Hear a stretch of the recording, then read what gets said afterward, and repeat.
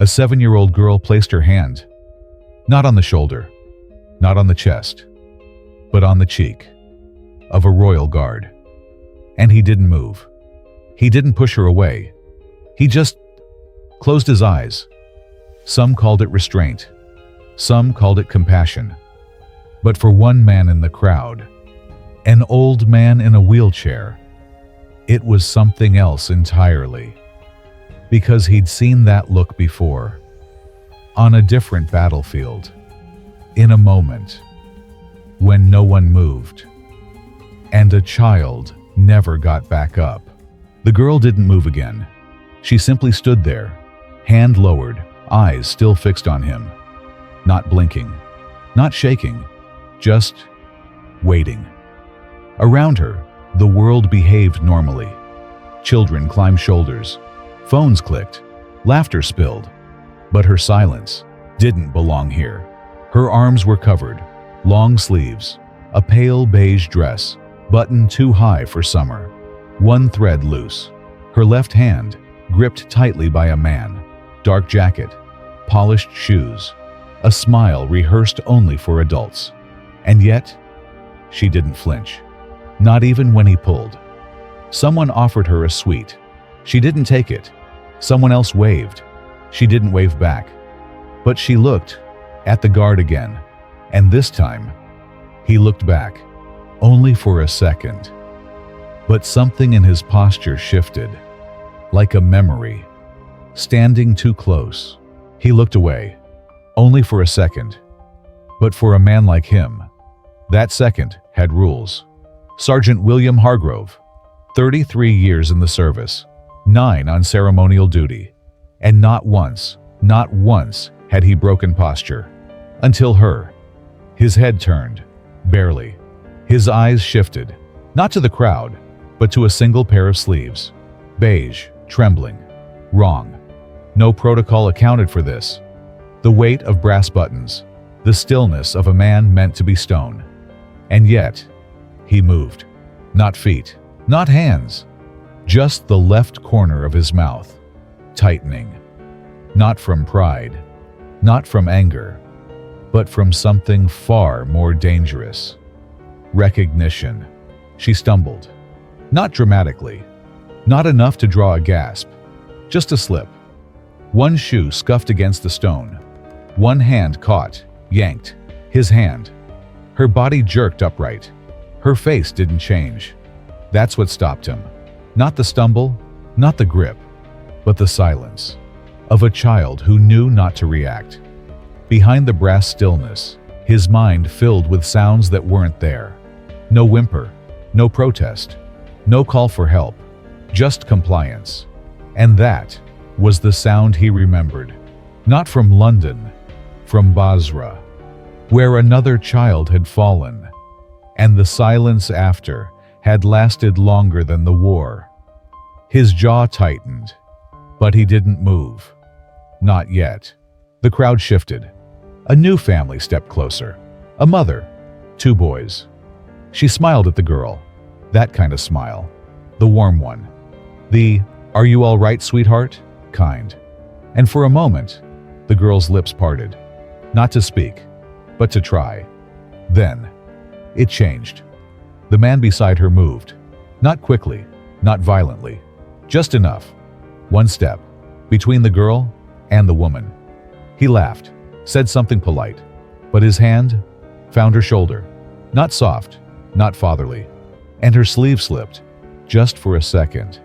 Just far enough to show the edge of a bruise shaped like fingers. She pulled it down, without panic, as if she'd done it 100 times before. No one said a word. But something had changed.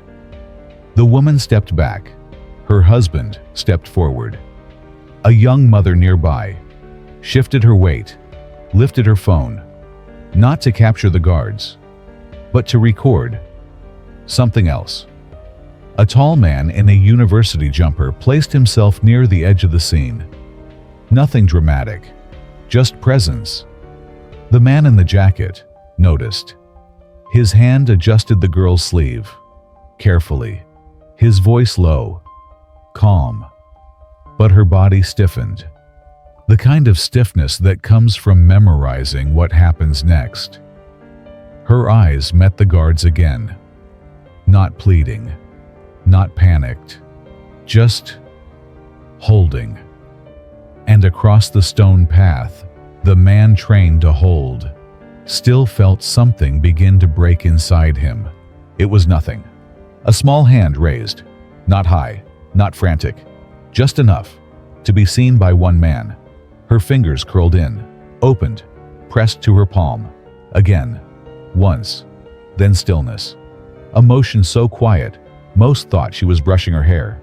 But he knew. William had been trained, not in combat, not in survival, but in the signal children use when they cannot shout. "Help me, I'm not safe." The memory returned, not of Basra, but of a briefing room, where he promised he would notice. And now, it was happening. Not a drill, not a test. Just one girl, asking one man to see her. His fingers twitched, not from fear, but from something older, something that still lived in the joints of his hand. It had happened 14 years ago. A checkpoint, a child, and a call he couldn't answer. Not because he didn't want to, but because the order said, "Stay at post." The medic in him screamed. The soldier in him obeyed. And by the time they let him move, she was gone. No enemies, no battle, just the silence after. Since that day, he never touched another child. Not to comfort, not to hold, not even by accident, because what he feared most wasn't hurting them.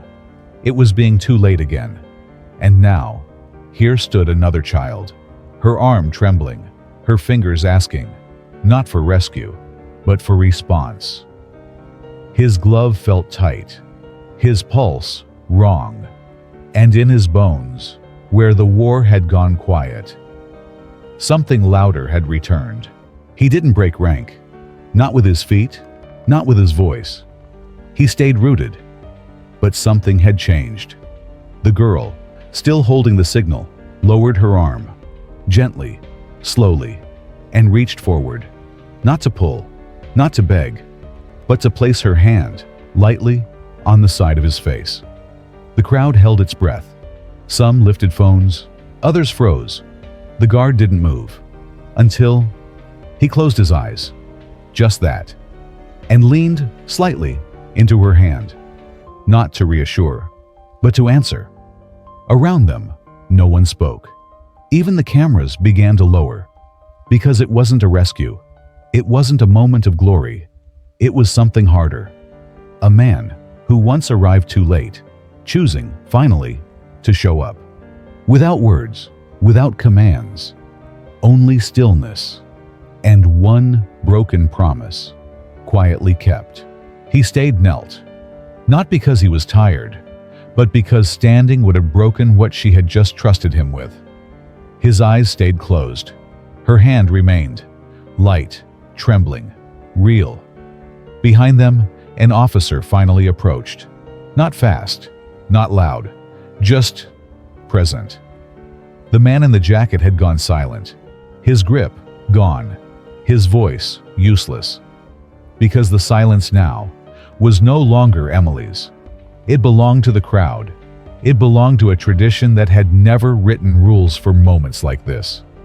It belonged to a soldier who finally let a child touch the part of him that once refused to move. The officer didn't ask questions. Not yet. She didn't need to. Everything had already been said. Without words, without rank. Just one child, one man. And the silence between them finally answered. Later, the footage was watched more than 1,000,000 times. People praised restraint, applauded courage, but he never watched it. Because for William, the real question wasn't what he did. It was what he didn't do 14 years earlier. And what we all do when silence feels safer than stepping forward. That girl didn't scream. She raised her hand, not to fight, not to run, just to ask, "Will you move if I'm not allowed to?" So if you had been there, if you had seen it, not on a screen, not in hindsight, but right there as it happened, would you have moved? Or would you have kept recording? There are moments in life when doing nothing feels easier, quieter, safer. We tell ourselves, "It's not my place. It's not my fight." But silence, over time, becomes a habit. And habits become memory. One day, someone may raise a hand, not in anger, but in quiet hope. And the question won't be, "Did you hear them?" It will be, "Did you move?" Because standing still is not always strength. Sometimes it's the weight of old guilt that keeps us rooted. But there is mercy in late movement. There is grace in learning, even too late. We do not need to save the world. Just one person, one moment, one silence, interrupted by choice. And if you're still breathing, you still have time to choose differently.